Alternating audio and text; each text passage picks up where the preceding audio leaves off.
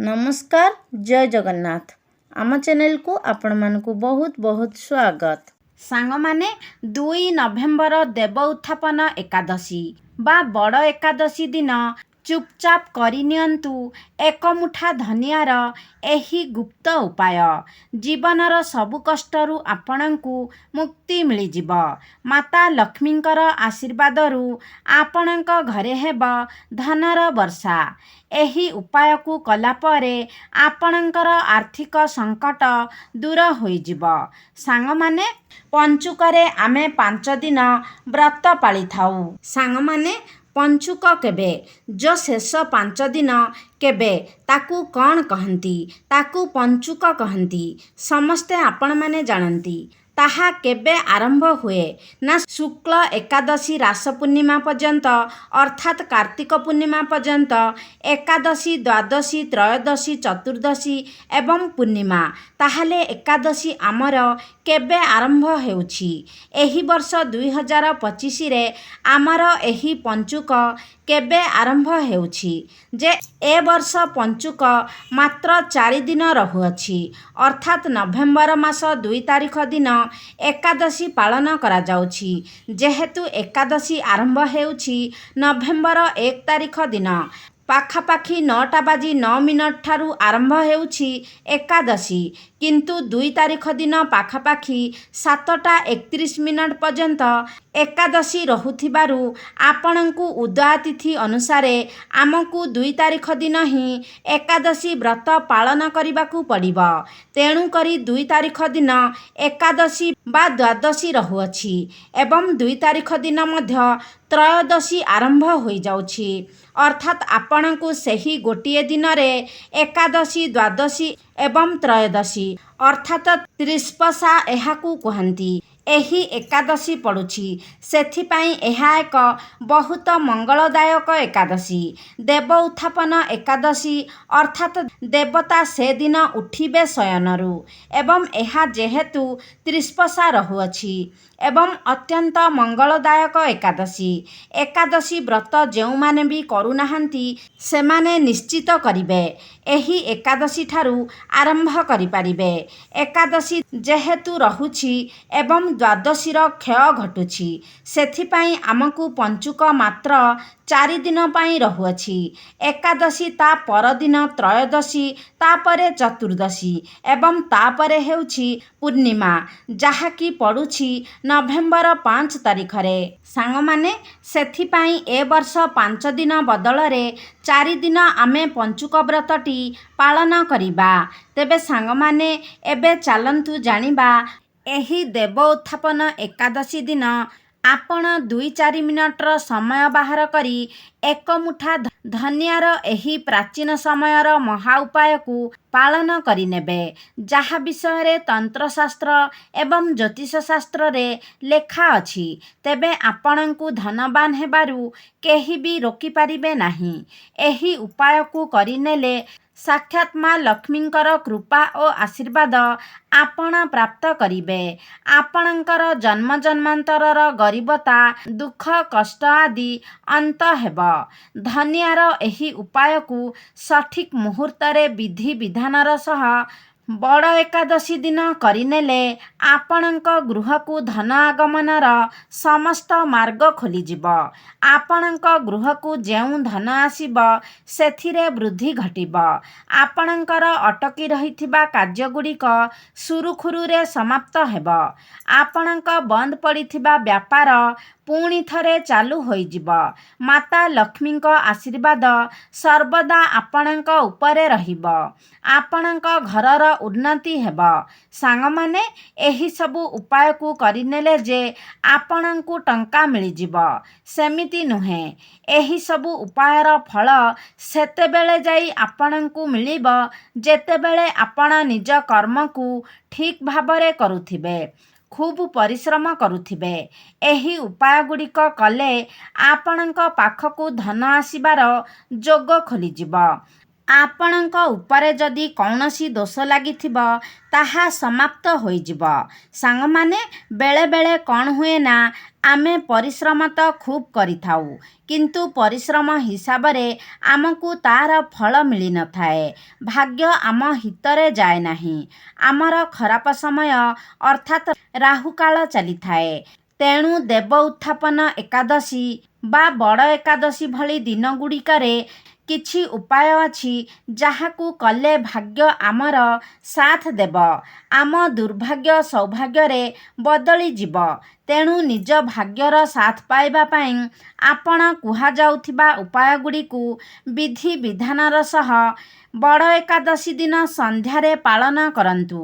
ଦେଖିବେ ଆପଣଙ୍କୁ ଯେଉଁ ସ୍ଥାନରେ 10 ଟଙ୍କା ମିଳୁଥିଲା ସେ ସ୍ଥାନରେ 100 ଟଙ୍କା ଆପଣଙ୍କୁ ଲାଭପ୍ରାପ୍ତ ହେବ। ଆପଣଙ୍କର ଚାକିରି କ୍ଷେତ୍ରର ସମସ୍ୟା ହେଉ କି ବ୍ୟାପାର କ୍ଷେତ୍ରର ସମସ୍ୟା ହେଉ, ସବୁ ଦୂରେଇ ଯିବ। ସାଙ୍ଗମାନେ, ଧନିଆକୁ ଧନର କାରକ ବୋଲି କୁହାଯାଏ। ସାଙ୍ଗମାନେ, ଧନିଆକୁ ଆମେ ଖାଦ୍ୟର ସ୍ୱାଦ ବଢ଼ାଇବା ପାଇଁ ବ୍ୟବହାର କରିଥାଉ। କିନ୍ତୁ ଯଦି ଆପଣ ଧନିଆକୁ ଆଣି ପୂଜା କରିବେ ମା ଲକ୍ଷ୍ମୀଙ୍କ ନିକଟରେ ଏବଂ ସେ ପୂଜାଟି ତୁରନ୍ତ ସିଦ୍ଧିପ୍ରାପ୍ତ କରିନିଏ। ଧନିଆର ସିଧା ସମ୍ବନ୍ଧ ଧନ ସହ ଜଡ଼ିତ ଅଛି। ତେଣୁ ଚାଲନ୍ତୁ ସେହି ଉପାୟଗୁଡ଼ିକ ବିଷୟରେ ଜାଣିବା। ସବୁ କିଛି ଜାଣିବା ପାଇଁ ଭିଡ଼ିଓଟିକୁ ସ୍କିପ୍ ନ କରି ଶେଷ ପର୍ଯ୍ୟନ୍ତ ନିହାତି ଦେଖନ୍ତୁ ଏବଂ ଚ୍ୟାନେଲଟିକୁ ସବସ୍କ୍ରାଇବ୍ କରି କମେଣ୍ଟ ବକ୍ସରେ ଶ୍ରଦ୍ଧା ଓ ଭକ୍ତିର ସହ ଜୟ ମା ଲକ୍ଷ୍ମୀ ନିଶ୍ଚୟ ଲେଖନ୍ତୁ। ସାଙ୍ଗମାନେ, ଧନିଆକୁ ବୃହସ୍ପତି ଗ୍ରହର କାରକ ବୋଲି ମଧ୍ୟ କୁହାଯାଏ। ବୃହସ୍ପତି ଗ୍ରହର ନିୟନ୍ତ୍ରଣ ଭଗବାନ ବିଷ୍ଣୁଙ୍କ ହାତରେ ଥାଏ। ବୃହସ୍ପତି ଗ୍ରହ ଜଣେ ବ୍ୟକ୍ତିର ରାହୁ, କେତୁ ଏବଂ ଭାଗ୍ୟ ସହ ଜଡ଼ିତ ଥାଏ। ଯେଉଁ ବି ବ୍ୟକ୍ତିର ବୃହସ୍ପତି ଗ୍ରହ ମଜବୁତ ଥାଏ ସେ ବ୍ୟକ୍ତି ଭାଗ୍ୟବାନ ହୋଇଥାନ୍ତି। ସେ ବ୍ୟକ୍ତି ଯେଉଁ ବି କାର୍ଯ୍ୟ କରନ୍ତି ତାଙ୍କୁ ସେଥିରେ ସଫଳତା ହିଁ ମିଳିଥାଏ। ତେଣୁ ଏହି ବଡ଼ ଏକାଦଶୀ ଦିନ ଆପଣ ଧନିଆର ଏହି ଉପାୟ କଲେ ଧନବାନ ହେବେ। ଆପଣ ଯେଉଁ ସମସ୍ୟା ଦେଇ ଗତି କରୁଛନ୍ତି ସେ ସମସ୍ୟାରୁ ଆପଣଙ୍କୁ ମୁକ୍ତି ମିଳିଯିବ। ସାଙ୍ଗମାନେ, ପ୍ରଥମ ଉପାୟଟି ହେଉଛି ଭାଗ୍ୟର ସାଥ ପାଇବାର ମହା ଉପାୟ। ଏହି ଉପାୟଟି କଲେ ମା ଲକ୍ଷ୍ମୀ ଏବଂ ବିଷ୍ଣୁ ଭଗବାନଙ୍କର କୃପା ଆପଣ ପ୍ରାପ୍ତ କରିବେ। ଭାଗ୍ୟ ଆପଣଙ୍କ ହିତରେ ଯିବ। ଏହି ବଡ଼ ଏକାଦଶୀ ଦିନ ସନ୍ଧ୍ୟାରେ ଆପଣ ଏ ଉପାୟଟିକୁ ପାଳନ କରିବେ। ଆପଣ କ'ଣ କରିବେ ନା, ସନ୍ଧ୍ୟା ପରେ ଗାଧୋଇ ଶୁଦ୍ଧ ପବିତ୍ର ହୋଇ ନିଜ ପୂଜା ଘରକୁ ଯାଇ ଭଗବାନ ବିଷ୍ଣୁଙ୍କ ଫଟୋ କିମ୍ବା ମୂର୍ତ୍ତି ଆଗରେ ଗୋଟେ ଘିଅର ଦୀପ ଜଳାଇବେ। ଏହାପରେ ଗୋଟେ ହଳଦିଆ କପଡ଼ା ବିଛାଇ ସେଥିରେ ଗୋଟେ ମୁଠା ଧନିଆ ରଖି ସେ କପଡ଼ାର ଏକ ପୁଟୁଳି ବନାଇ ନେବେ। ଏହାପରେ ସେ ପୁଟୁଳିକୁ ହାତରେ ଧରି ଭଗବାନ ବିଷ୍ଣୁଙ୍କ ବୀଜମନ୍ତ୍ରକୁ 11 ଥର ଜପ କରିବେ। କାରଣ 11 ସଂଖ୍ୟାଟି ଭଗବାନ ବିଷ୍ଣୁଙ୍କୁ ଅତ୍ୟନ୍ତ ପ୍ରିୟ ହୋଇଥାଏ। ଭଗବାନ ବିଷ୍ଣୁଙ୍କ ବୀଜମନ୍ତ୍ର ହେଉଛି ଓମ୍ ନମଃ ଭଗବତେ ବାସୁଦେବାୟ ନମଃ। ଏହାପରେ ସେ ହଳଦିଆ କପଡ଼ାକୁ ନିଜ ରୁମ୍ରେ ରଖିଦିଅନ୍ତୁ। ଏହି ଉପାୟଟି ବଡ଼ ଏକାଦଶୀ ଦିନ ସନ୍ଧ୍ୟା ସମୟରେ କରିନେଲେ ଆପଣଙ୍କ ଭାଗ୍ୟ ପ୍ରବଳ ହେବ ଏବଂ ଆପଣଙ୍କ ନବଗ୍ରହ ଆପଣଙ୍କ ସାଥ ଦେବେ। ସମସ୍ତ କାର୍ଯ୍ୟରେ ଆପଣ ସଫଳ ହେବେ। ବ୍ୟବସାୟରେ ଆପଣ ଲାଭବାନ ହେବେ। କୋର୍ଟ କଚେରୀରେ ଚାଲିଥିବା ମାମଲାରେ ଆପଣ ଜୟଯୁକ୍ତ ହେବେ। ସାଙ୍ଗମାନେ, ଦ୍ୱିତୀୟ ଉପାୟଟି ହେଉଛି ରୋଗରୁ ମୁକ୍ତି ପାଇବାର ମହା ଉପାୟ। ସାଙ୍ଗମାନେ, ଯଦି ଆପଣ ବିନା କାରଣରେ ବାରମ୍ବାର ରୋଗରେ ପଡ଼ୁଛନ୍ତି, ଟଙ୍କା ପଇସା ଖର୍ଚ୍ଚ କରି କରି ଆପଣ ଥକିଗଲେଣି, ତେବେ ଏହି ବଡ଼ ଏକାଦଶୀ ଦିନ ଗୋଟେ କଳା ରଙ୍ଗର କପଡ଼ାରେ ଗୋଟେ ମୁଠା ଧନିଆ ରଖି ସେ କପଡ଼ାର ଏକ ପୁଟୁଳି ବନାଇ ନିଅନ୍ତୁ। ଏହାପରେ ସେ ପୁଟୁଳିକୁ ସେ ରୋଗୀ ବ୍ୟକ୍ତିର ମୁଣ୍ଡ ଉପରୁ 7 ଥର ବୁଲାଇ ଆଣି ସେ ପୁଟୁଳିକୁ ପାଣିରେ ଭସାଇ ଦିଅନ୍ତୁ। କେବଳ ଏତିକି ଉପାୟ ବଡ଼ ଏକାଦଶୀ ଦିନ କରିନେଲେ ଏ କଳା ପୁଟୁଳିଟି ସେ ରୋଗୀ ବ୍ୟକ୍ତିର ସମସ୍ତ ନକାରାତ୍ମକ ଶକ୍ତି ଏବଂ କୁଦୃଷ୍ଟିକୁ ନିଜ ଭିତରକୁ ନେଇନେବ ଏବଂ ସେ ବ୍ୟକ୍ତି ଧୀରେ ଧୀରେ ଆରୋଗ୍ୟ ଲାଭ କରିବେ। ତୃତୀୟ ଉପାୟଟି ହେଉଛି ଧନ ପ୍ରାପ୍ତିର ମହା ଉପାୟ। ସାଙ୍ଗମାନେ, ଯଦି ଆପଣ ଚାହୁଁଛନ୍ତି ଏହି ବଡ଼ ଏକାଦଶୀ ପରେ ପରେ ଆପଣ ଧନଜନିତ କଷ୍ଟରୁ ମୁକ୍ତି ପାଇବା ପାଇଁ ମା ଲକ୍ଷ୍ମୀଙ୍କ କୃପାରୁ ଆପଣଙ୍କ ଘରେ ଖୁସିର ବର୍ଷା ହେଉ ବୋଲି ଆପଣ ଚାହୁଁଛନ୍ତି, ତେବେ ବଡ଼ ଏକାଦଶୀ ଦିନ ସନ୍ଧ୍ୟାରେ ଆପଣ ନିଜ ପୂଜା ଘରକୁ ଯାଆନ୍ତୁ। ପୂଜା ଘରେ ମା ଲକ୍ଷ୍ମୀଙ୍କ ନାମ ନେଇ ଏକ ଘିଅର ଦୀପ ଜଳାନ୍ତୁ। ଏହାପରେ ପୂଜା ଘରେ ଗୋଟେ ଲାଲ କପଡ଼ା ବିଛାଇ ତା ଉପରେ ଗୋଟେ ମୁଠା ଧନିଆ ରଖନ୍ତୁ ଏବଂ ଗୋଟେ ରୂପାର ମୁଦ୍ରା ମଧ୍ୟ ରଖନ୍ତୁ। ରୂପାର ମୁଦ୍ରା ନଥିଲେ ଆପଣ 1 ଟଙ୍କା ମୁଦ୍ରା ମଧ୍ୟ ରଖିପାରିବେ। ବର୍ତ୍ତମାନ ସେ କପଡ଼ାର ଏକ ପୁଟୁଳି ବନାଇ ନେଇ ସେ ପୁଟୁଳିକୁ ନିଜ ହାତରେ ଧରି ମା ଲକ୍ଷ୍ମୀଙ୍କ ବୀଜମନ୍ତ୍ରକୁ 11 ଥର ଜପ କରନ୍ତୁ। ଏହାପରେ ସେ ପୁଟୁଳିକୁ ନେଇ ନିଜ ଘରର ଆଲମିରାରେ ମାନେ ଯେଉଁ ସ୍ଥାନରେ ଆପଣ ଟଙ୍କା ସୁନା ରଖୁଛନ୍ତି ସେ ସ୍ଥାନରେ ରଖିଦିଅନ୍ତୁ। ମା ଲକ୍ଷ୍ମୀଙ୍କ ବୀଜମନ୍ତ୍ର ହେଉଛି ଓମ୍ ମହାଲକ୍ଷ୍ମୀ ନମଃ। ଏହି ଉପାୟଟି କଲା ପରେ ଏ ପୁଟୁଳିଟି ମା ଲକ୍ଷ୍ମୀଙ୍କର ଆଶୀର୍ବାଦ ଭଳି କାମ କରିବ ଏବଂ ଧନକୁ ଚୁମ୍ବକ ପରି ଆକର୍ଷଣ କରିବ। ଏହାପରେ ଆପଣଙ୍କ ଜୀବନରେ ଧନ ଆଗମନର ସମସ୍ତ ମାର୍ଗ ଖୋଲିଯିବ। ଆପଣଙ୍କୁ ସମସ୍ତ ପ୍ରକାରର ଆର୍ଥିକ ସଙ୍କଟରୁ ମଧ୍ୟ ମୁକ୍ତି ମିଳିଯିବ। ସାଙ୍ଗମାନେ, ଯଦି ଆପଣ ନିଜର ଏବଂ ନିଜ ଘରର ଉନ୍ନତି ଚାହୁଁଛନ୍ତି, ତେବେ ବଡ଼ ଏକାଦଶୀ ଦିନ ସକାଳେ ଆପଣ 11ଟି ରୁଟିରେ ଅଳ୍ପ ଧନିଆ ରଖି ଗାଈକୁ ଖାଇବାକୁ ଦେଲେ ଆପଣଙ୍କ ଘରର ଉନ୍ନତି ହେବ। ସାଙ୍ଗମାନେ, ଗାଈ ଭିତରେ 33 କୋଟି ଦେବାଦେବୀଙ୍କର ବାସ ହୋଇଥାଏ।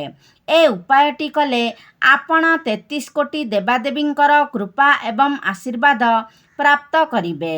ସାଙ୍ଗମାନେ, ଆପଣଙ୍କ କୁଣ୍ଡଳୀର ନବଗ୍ରହର ସାଥ ପାଇବା ପାଇଁ ଆପଣ କ'ଣ କରିବେ ନା, ଏହି ବଡ଼ ଏକାଦଶୀ ଦିନ ସକାଳୁ ଗାଧୋଇ ଶୁଦ୍ଧ ପବିତ୍ର ହୋଇ ଗୋଟେ ହଳଦୀ ଡବା ଏବଂ ଗୋଟେ 1 ଟଙ୍କା ମୁଦ୍ରା ନେଇ ପୂଜା ଘରକୁ ଯିବେ।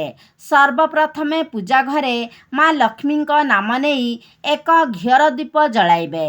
ଏହାପରେ ସେ ହଳଦୀ ଡବା ଏବଂ ସେ 1 ଟଙ୍କା ମୁଦ୍ରାକୁ ହାତରେ ଧରି ମା ଲକ୍ଷ୍ମୀଙ୍କ ବୀଜମନ୍ତ୍ରକୁ 11 ଥର ଜପ କରିବେ।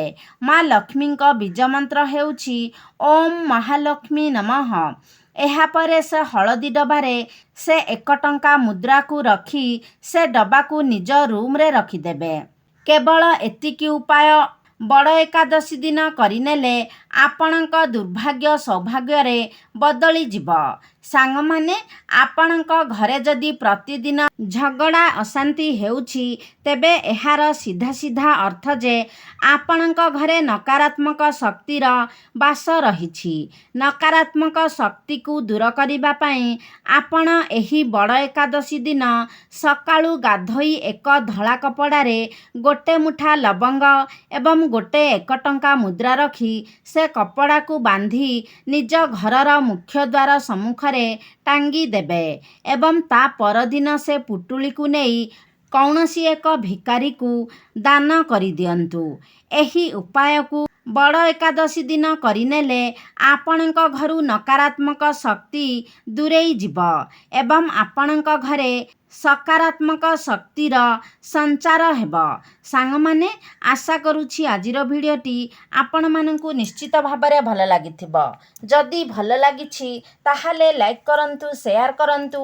ଆମ ଚ୍ୟାନେଲକୁ ଯଦି ସବସ୍କ୍ରାଇବ୍ କରିନାହାନ୍ତି ତାହେଲେ ସବସ୍କ୍ରାଇବ୍ କରିଦିଅନ୍ତୁ ଏବଂ କମେଣ୍ଟ ବକ୍ସରେ ଜୟ ମା ଲକ୍ଷ୍ମୀ, ଜୟ ଶ୍ରୀ ବିଷ୍ଣୁ ନିଶ୍ଚୟ ଲେଖନ୍ତୁ।